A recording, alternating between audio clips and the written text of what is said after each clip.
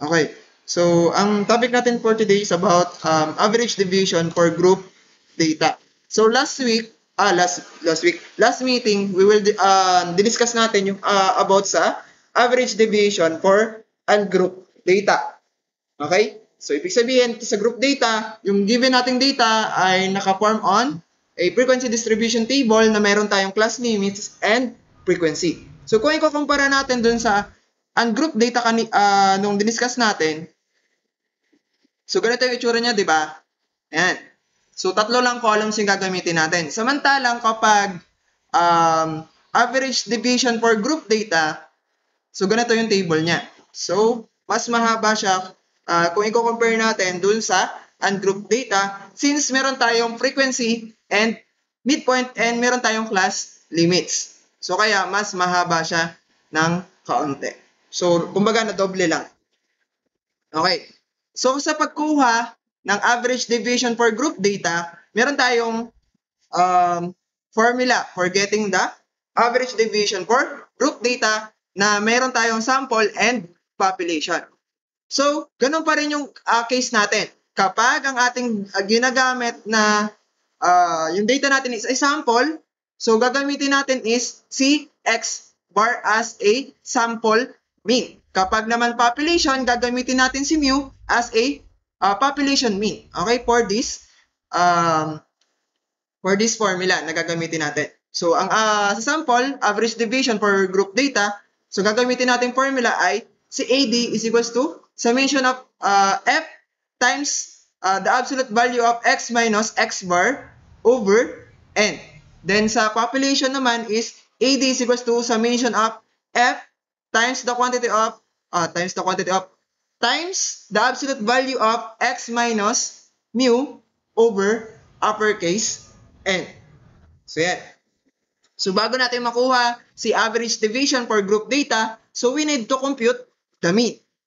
Kung ang given ay sample, ang gagamitin natin ay sample mean. Kapag ang given naman ay population, hindi gagamitin natin is population mean.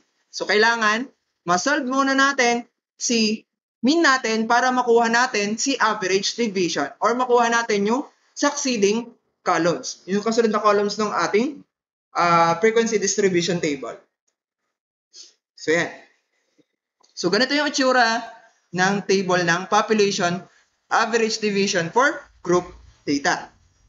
So, gumamit tayo dito ng X minus mu, the absolute value of X minus mu, and the last one is F times the absolute value of X minus mu. So, nag-derive siya dun sa ating formula ng ating average deviation for population. So, ito naman yung itsura ng table ng average deviation for group data kapag ang pinag-uusapan naman natin ay sample. Okay? So, isa-isahin natin yung process niya. So, magtungo tayo sa example. Okay? So, the data below shows the frequency distribution of the amount of electric consumption of a typical household in Batangas City for the month of January 2016. So, find the sample average deviation. So, since yung ating given na data dito sa table natin is a sample, so, ang gagamitin nating formula for getting the average deviation ay yung kanina, which is, ito, si AD is equals to summation of F times the absolute value of X minus X bar. Okay? Dito sa example natin. Then, gagamit tayo ng sample mean for group data, which is the X bar is equals to summation of F X over N. Okay? So, yan. So, may nakalagay dito sa baba, amount of electricity and the number of families. So, may given na tayong class limits dito, kaso hindi siya naka-form as frequency distribution table. So, ililipat natin siya in a form of frequency distribution table. Since, meron tayong in a form of class limits dito, which is the amount of electricity bill. Tapos, yung nasa baba will be our frequency. Okay? So, tungo tayo dito sa board. Okay. So, kanina, may ginawa na akong table for that problem. So, nilista ko na yung ating class limits, which is 700 to 849, tapos 850 to 999. Next is 1,000 to 1,149, 1,150 to 1,299, 1,300 to 1,449. Tapos, nilista ko na yung frequency niya. Okay. So, unang step natin gagawin, syempre, ito total muna natin si frequency. So, what is the total of frequency? Okay? So, pagpaplasin lang natin yung given na frequency niya. So, ano yung answer natin? Okay, 40. Okay, 40 daw. Sulat natin. So, 4, 0. Okay, recheck din natin. Okay, 2, 9, 15, 9, at saka 5. So, auto-sum natin. Okay, 40 nga. So, tama. So, next, ang sunod natin gagawin ay, kukunin natin si X. So, paano natin kukunin si X? So, ang gagawin natin, pagpaplasin natin yung class limits natin, yung lower limit and the upper limit natin, di-divide natin sa 2. So, ibig sabihin, 700 plus 849, tapos i-divide natin sa 2. Ang sagot dyan ay 1,549 divided by 2. Ang sagot dyan ay 774.5. Okay? So, ganun din sa susunod. So, 850 plus 999 divided by 2. So, 924.5. Okay?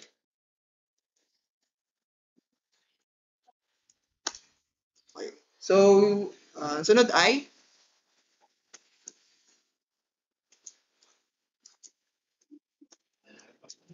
sunod ay 1,074.5. So, tatandaan nyo, huwag nyo tatanggalin yung 0.5 sa ating midpoint. Okay? So, di ba, hindi naman tayo nagtatanggal ng point dun sa midpoint natin dati. So, huwag nyo tatanggalin yung 0.5 or iraround off.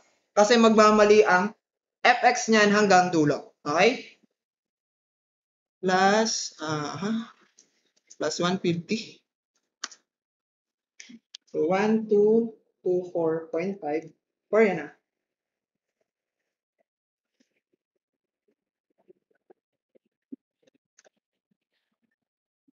Then, plus 150. Okay? So, kaparas ba ng sagot nyo? Yung aking sagot. Okay. So, pwede natin, okay, check din natin sa sa module. Pwede natin check yun. Sa module yun. Check ko din kung tama yung nasa module. Baka kasi may typo na naman. Okay, check natin. Tagal naman magbukas nito.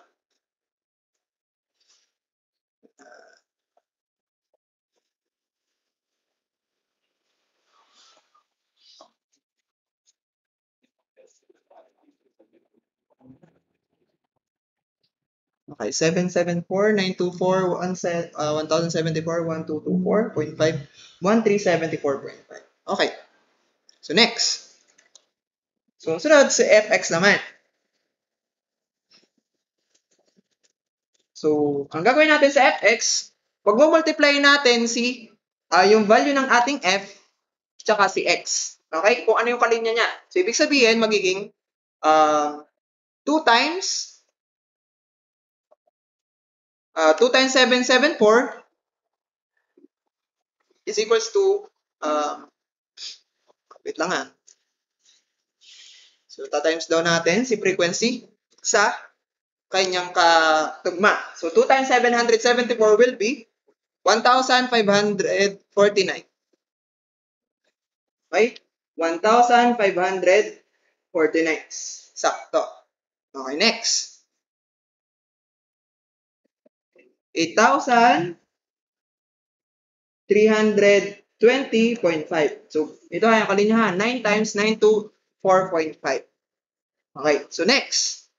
15 times 1074.5. So, 16,117.5. Okay, next. 1,224.5 times 9 will be 11,020.5. Next, 1,374.5 times 5 will be 6,872.5. So, tanggalin ko na lang yung kuwet para hindi kayo malito. Kasi mamaya, yung kuwet nyo, tuldok na. Okay? So, tatanggalin ko na lang. Okay, next. So, pagkatapos nating mamultiply yung f at saka x natin, so, isasum naman natin siya. Okay? So, autosum natin. So, ang sagot ay 43,880. Okay, sakto. Walang labis, walang kulang. Since yung ating 0.5 ay 1, 2, 3, 4. Apat lang. Tapos yung isa, whole number. Okay? So, kung titignan nyo sa fx natin, meron tayong naiibang value. Okay lang yan. Basta, dito sa x natin ay pare-parehas siyang 0.5. Kasi may mga cases kasi na nagkamali pala ng gawa ng class limits, kaya dito sa x natin, hindi siya magkakaparehas. So, kaya dapat, tama yung class limits natin, tapos tama din yung pag-multiply natin. Once kasi nag-iba yung x natin at hindi siya nagpare-parehas na may 0.5 or whole number, so possible na may mali ka sa computation mo. Okay? So next. So since nakuha na natin yung sum ng ating fx, so we will need to substitute the value of summation of fx dito sa ating formula for getting the sample mean. So ang unang laging gagawin ay kukunin si mean.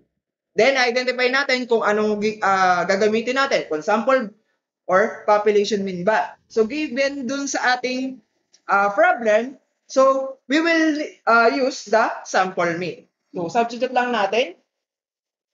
So, yung value ng ating summation of fx is 43,800, 43,880 divided by value ng ating n, which is si 40, yung sum ng ating frequency.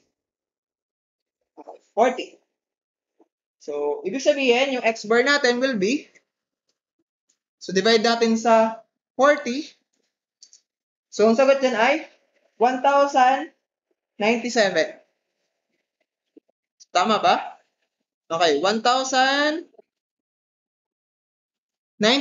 Okay, tama. Okay, so next.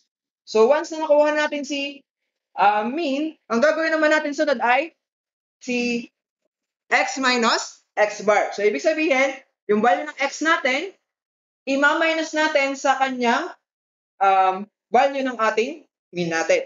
So, ibig sabihin, magiging, doon sa una, 774.5 minus, ang value ng ating mean is 1,097. Okay? So, yun yung magiging guide natin para malaman natin kung anong gagawin natin dun sa susunod. Okay?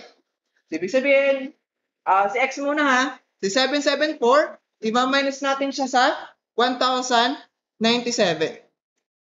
So, sa lahat na yun ha, okay. So, ang lumabas na sagot ay negative 322. So, haba natin yung negative. Yan. So, negative 322.5. Okay. So, next. So, next naman is 924 minus 1,097. Okay? So, sagot dun ay negative 172.5. Next. Negative 1,074.5 minus 1,097. So, ang sagot dun ay negative 22.5. Okay? So, next. 1,224 minus 1,097 will be 127.5. So, positive na siya. Since si 1,224 ay mas malaki na kaysa 1,097. Okay? So, lagi nyo titingnan nyo. Baka kasi magkamali kayo ng computation. Tapos, ang nilagay nyo pala din yung negative, yung pala ay positive. Okay? Next. 1,374 minus 1,097 will be 277.5. Okay? So, positive pa rin. Gawa ng mas malaki na si 1,374 sa ating mean natin, which is si x bar. Okay. So katulad lang din ng ginawa natin last time, dun sa pagkatapos ng x minus x bar, so kukunin natin si absolute value. So ano nga ba ulit yung sa absolute value? Si absolute value ay kapag in-apply natin si vertical bar, yung dalawang vertical bar, sa ating x minus x bar, yung sagot natin, yung lahat ng negative natin is magiging positive. Tapos yung positive natin, remains positive, rather. So, mananatili lang siyang positive. Walang mababago. Ang mababago lang yung lahat ng negative natin. Okay?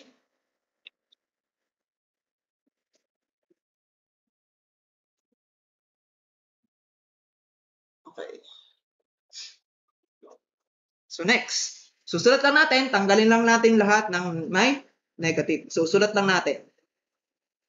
So, 322.5, 172.5, 22.5, 127.5, 277.5.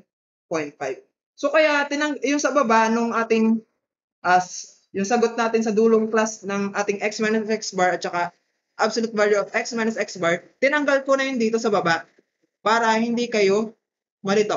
Okay? Baka kasi matotal nyo, hindi naman gagamitin. Kasi ito yung ginagamit. Yung dulo, yung sum ng fx, tsaka sum ng frequency. Yun lang naman ang sinasum natin. The rest, hindi na siya natin isasama. Okay? So, sunod, matapos nating makuha si x minus x bar or the absolute value of x minus x bar, yung sagot natin dito, i-multiply naman natin sa f natin. So, lagyan natin. 322.5 times 2. Okay, i-multiply daw natin sa katapat niya, which is si 2. Wait lang ha.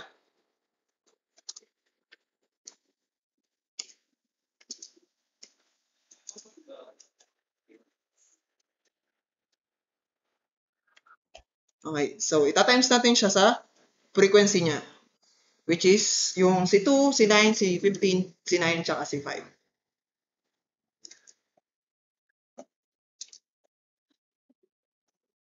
Okay. So, yung unang sagot ay 645. So, 645 to.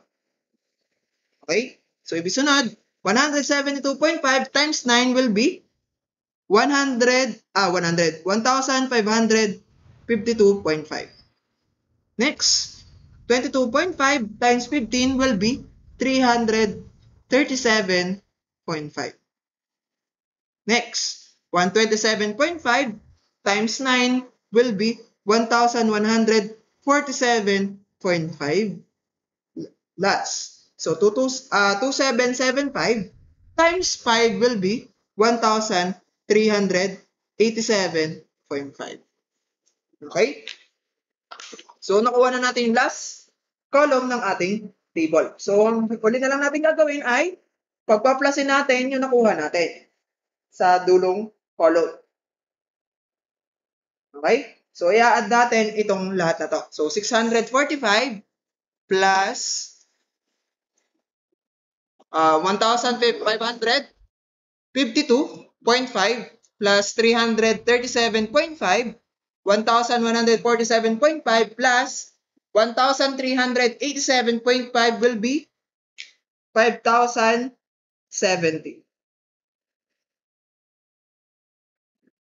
Yan. So, nasum na natin.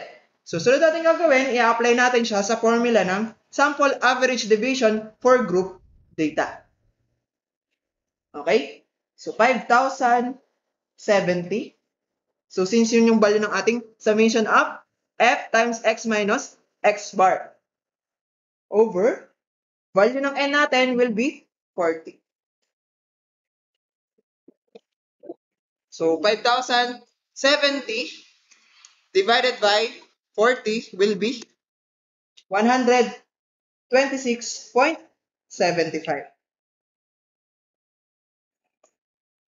Okay. So balikan natin yung problem. So ang problem ay the data below shows the frequency distribution of the amount of electric consumption of typical household. Okay. So hindi naman about sa pera.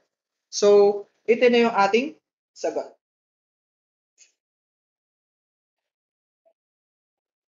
So the final answer will be 126.75 yung nakakonsume ng isang pamilya based on dun sa ating hindi pala. Basta ito yung pinaka-average deviation ng ating problem. So yan, 126.75 based on dun sa given nating electric bill consumption and the number of families.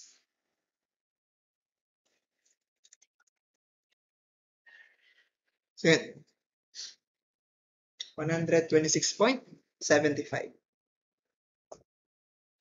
So, naiintindihan ko yung process. Okay, may tanong kayo dito? So, alin part yung hindi naiintindihan? Baka meron.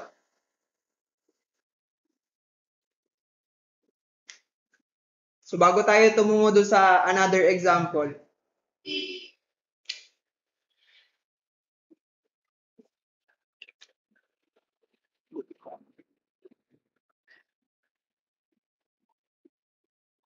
Wala na?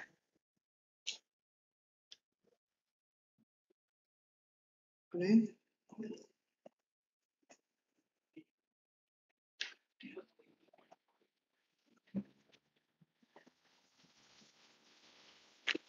Okay. So, naiintindihan na pala. So, tumungo tayo dun sa sunod na example. Okay, next. Solve the population average deviation using the frequency distribution table below. So, given na yung class limits, yung frequency, and our total. So, si n is equals to 70. So, re-reconstruct na lang natin yung ating class limits kanina. So, buburahin ko lang.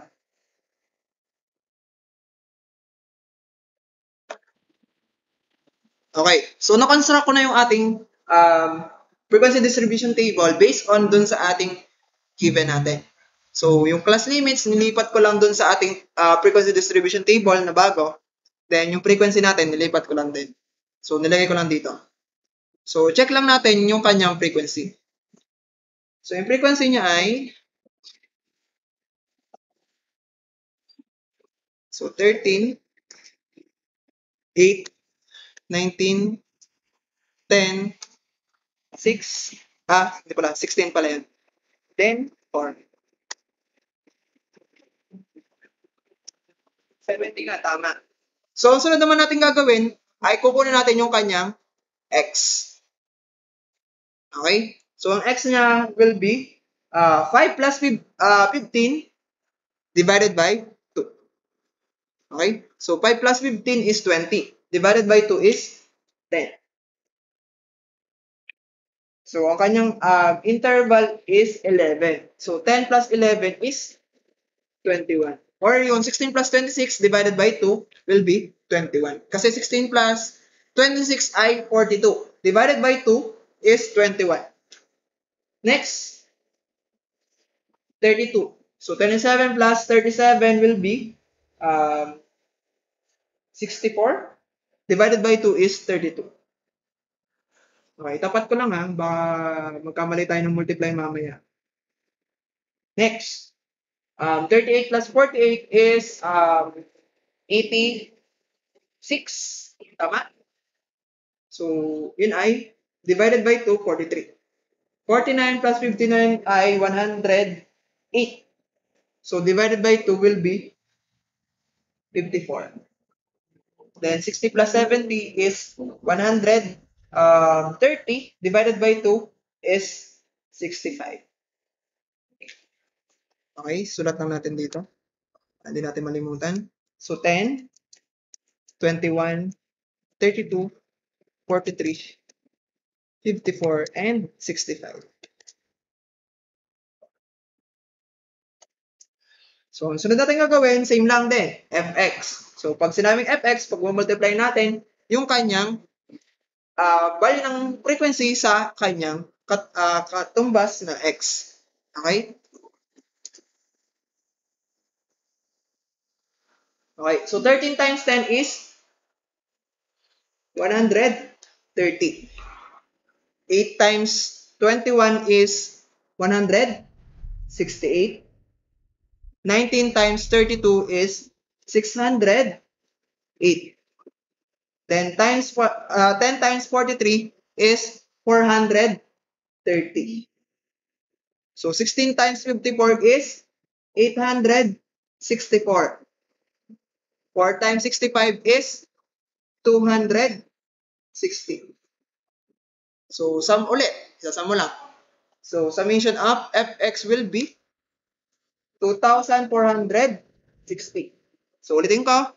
So si fx natin nakuha based on dun sa ating frequency and yung value ng x natin. So pag multiply natin yung f at saka x. Pagkatapos natin ma-multiply yung mga values na yon, yung value ng fx natin na nasa table, pagpaplasin natin, so ang sagot natin ay 2,460.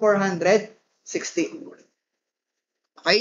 So pagkatapos natin ma-compute yung ating summation of fx or yung sum ng ating fx, so gagamit naman tayo ng formula for getting the mean.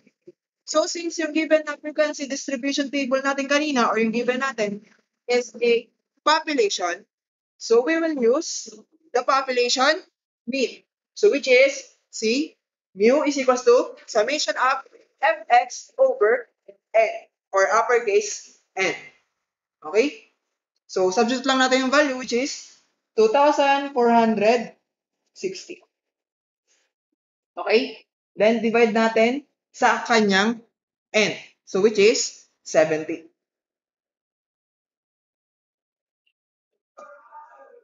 Okay, 2,460. So 2,460 divided by 70. So the answer will be 35.1429.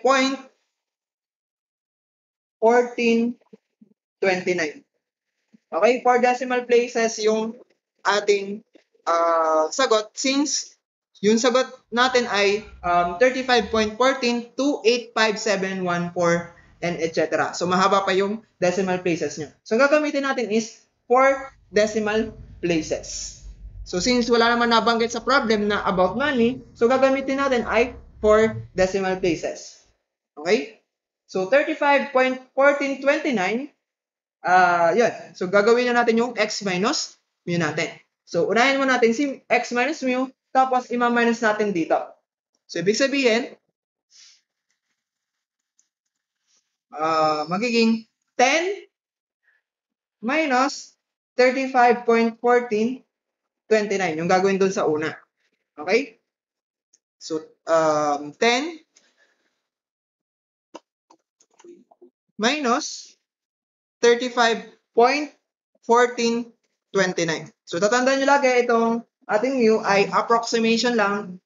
Then yung ating value ng ating mean ngayon is ni-round up lang natin in 4 decimal places. Okay. So 10 minus 35.1429 will be negative 25.1429.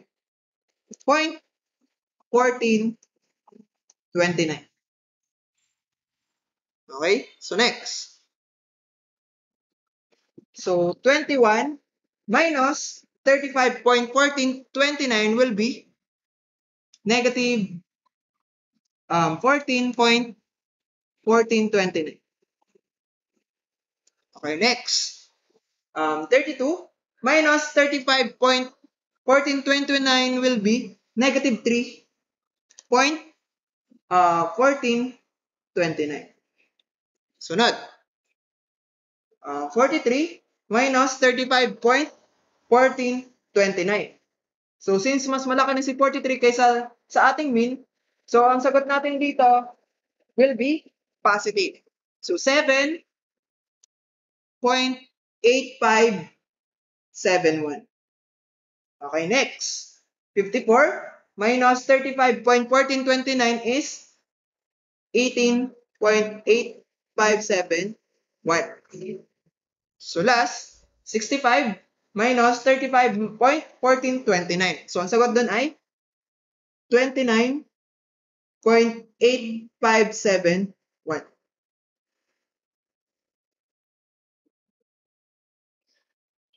Yan. So, 8571 yung tulo niya. Okay. So, ganun pa rin yung process natin sa sunod. So, gagawin lang natin, positive lahat ng negative. So, kokopyahin lang natin siya. So, 25.1429, 14.1429, negative 3.1429, 7.8571, 18.8571, then 29.8571.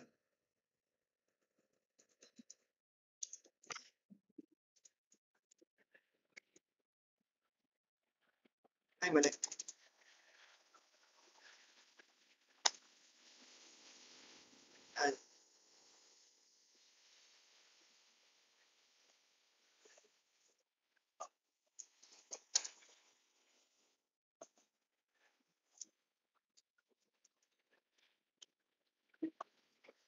Okay. So, next natin gagawin ay, ita-times natin yung nakuha natin sa absolute value of x minus mu, ita-times natin siya dun sa frequency niya. So, ang frequency natin is 13 times 25.1429.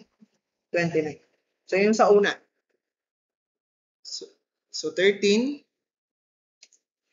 times 25.1429. So, ang sagot dyan ay 326.8577. Okay? So, next. 14.1429, ita-times natin sa frequency.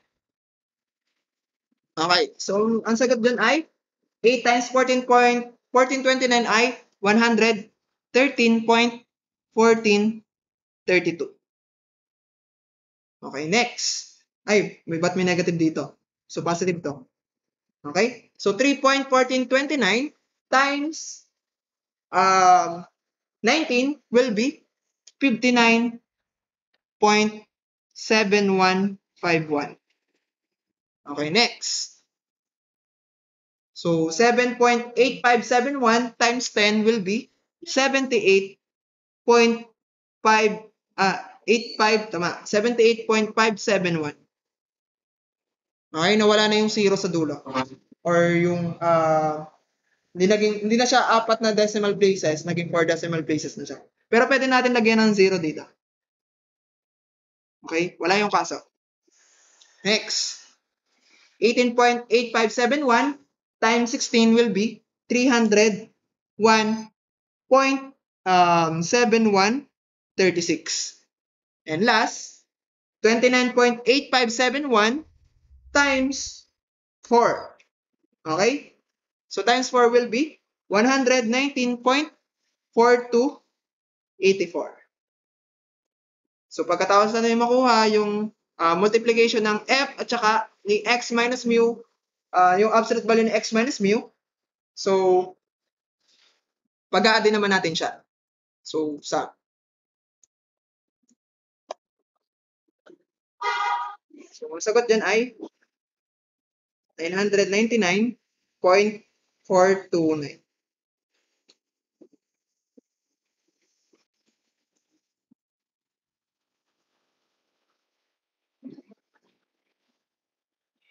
Okay. So, 999.429.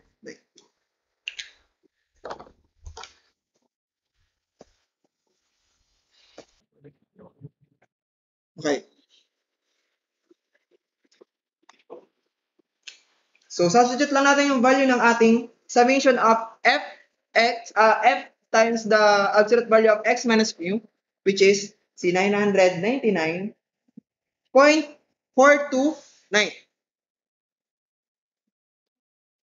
divided by yung ating n. Ano nga yung value ng n natin? So, ang value ng n natin ay 70. So, AD is equals to 999 divided by 999.429 divided by 70. So, ang sagot yan ay 14.2776. Tama ba? So, ito na yung sagot natin for that example.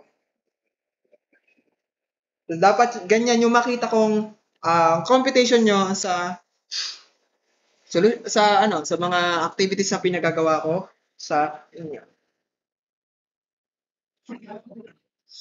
So, madali naman yung pagko-compute, kaso yun nga lang mahaba yung yung ating table or yung column natin, madami.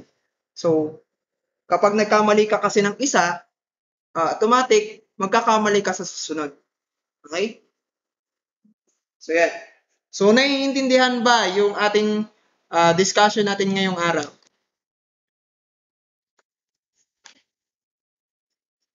Okay? May tanong ba kayo?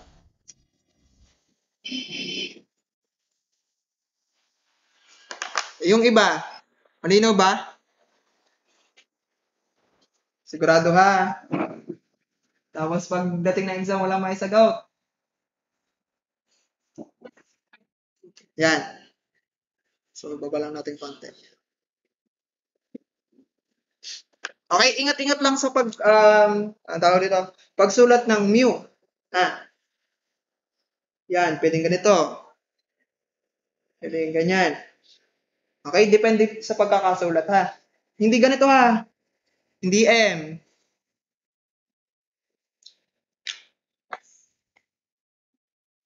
Hindi ganun ha. Ganito. Pero sa Greek alphabet, letter M talaga siya. Yun yung equivalent niya sa English, sa alphabet natin sa English. Okay? Ano yan? Yes, parang M na kabit-kabit. Pero parang pabaliktad. Pabaliktad na kabit-kabit. Kumbaga parang si mu ay pinagsamang letter M at saka U. Yan. Kaya siya mu.